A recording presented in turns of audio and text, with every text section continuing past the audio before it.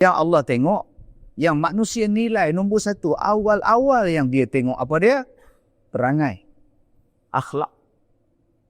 Sebab itu setengah-setengah orang cakap, sebelum ilmu itu akhlak tu. Malah akhlak inilah yang dinilai sampai bila-bila. Sehinggalah pernah ditanya kepada Nabi SAW,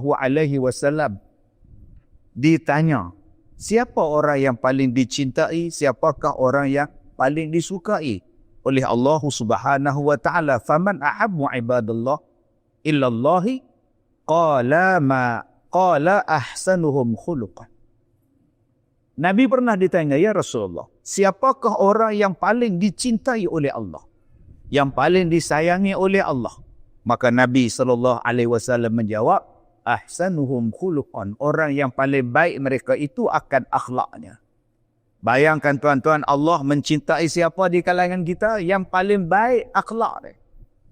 Dan orang yang paling baik akhlaknya untuk kita tiru sudah pasti Nabi Muhammad SAW. Wa ma bu'ithtu li utammima makarimal akhlak. Kesempurnaan akhlak itu Nabi.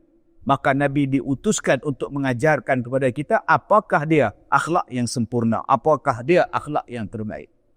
Jadi tuan-tuan yang saya muliakan, kita mencari cinta Allah, ya berakhlak.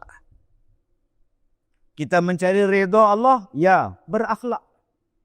Kita nak Allah cinta pada kita, ya berakhlak. Zuhud ialah ambillah dunia, tapi jangan simpan dalam hati. Ambillah nikmat dunia, tetapi jangan simpan dalam hati. Peganglah nikmat dunia, tapi bila-bila masa boleh lepaskan. Sebab dunia ni Allah bagi untuk kita.